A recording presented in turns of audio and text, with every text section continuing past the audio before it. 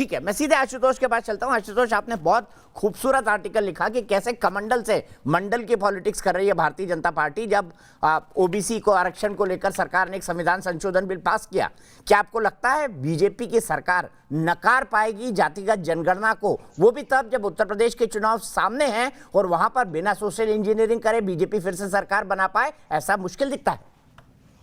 देखिए दीपक जी, पहली बात तो हम सिर्फ बीजेपी को टारगेट करो, बीजेपी से ये सवाल क्यों पूछे? देश के प्रधानमंत्री नरेंद्र मोदी सवाल ये क्यों पूछे कि भाई आप जाति को नकार करके राजनीति कर सकते हैं? इस देश के अंदर ऐसी कौन सी पॉलिटिकल पार्टी है जो जाति को सच्चाई मानकर राजनीति नहीं करती है? अभी थोड़ी देर पहले आपको याद होगा कि जब प्रधानमंत्री जी ने अपने कैबिनेट का रिशफल किया था तो सारे भारतीय जनता पार्टी के नेताओं ने, कैबिनेट मिनिस्टर ने गिना के बताया था कि उनकी कैबिनेट में 27% लोग ओबीसी समुदाय से हैं। तो जब आप कैबिनेट में मिनिस्टर कितने हैं, उनकी संख्या आप बताते हैं ओबीसी के आधार पे, तो इस आबादी में कितने प्रतिशत ओबीसी के लोग हैं, हर जाति के कितने लोग हैं, ये बताने में शर्म क्यों होनी चाहिए? मुझे तो ये बात समझ में नहीं आती, पहली बात। दूसरी बात, मैं ये बताना चाहता हूं कि इस देश के अंदर जब टिकट बंटने का काम होता है, हर एक कॉन्स्टिट्यूएंसी की, आप विधानसभा पार्लियामेंट तो छोड़ दीजिए, जो काउंसलर का चुनाव होता है, वहां भी हर कैंडिडेट को यह पता होता है कि कितने प्रतिशत वहां पे कुर्मी है, कितने प्रतिशत कायस्थ हैं, कितने प्रतिशत अपर कास्ट के लोग हैं, कितने प्रतिशत ब्राह्मण हैं। सबको पता होता, अच्छी तरीके से पता होता है जो चुनाव लड़ता है। तो फिर हम ये तुरमुल की तरीके से अपना सिर बालू में क्यों कहते हैं कि हम जो है जाति करेंगे तो जाति बढ़ती है। हकीकत यह है कि हिंदुस्तान और खास तौर पे जो हिंदू समाज है, इसकी परिकल्पना ही नहीं की जा सकती जाति के बगैर।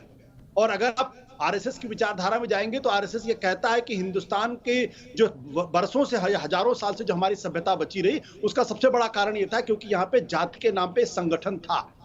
तो इसलिए जाति से इतर होकर हिंदुस्तान की कल्पना भी नहीं की जा सकती है, मैं मानता हूं इस बात। लेकिन एक चीज जो मैं बड़ी शिद्दत के साथ कहना चाहता हूं कि बार बार ये जो कहा जाता है कि गरीबी के आधार पे करना चाहिए, तो शायद ऐसे लोगों को भारत के समाज के बारे में शायद समझ थोड़ी कम है। बड़ी माफी के साथ कहना चाहता हूं, क्योंकि समाज में आज भी गरीब ब्राह्मण का सम्मान एक बहुत ही अमीर दलित की तुलना में अगर आप देखेंगे तो बहुत स्पष्ट हो जाएगा किसका सम्मान ज्यादा है। तो यहाँ पे सम्मान, असम्मान, अपमान ये जाति के आधार पर तय होता है, और उसकी वो अमीर है गरीब है इससे बहुत कम तय होता। छोटा सा उदाहरण दूंगा, 30 सेकंड का उदाहरण दूंगा।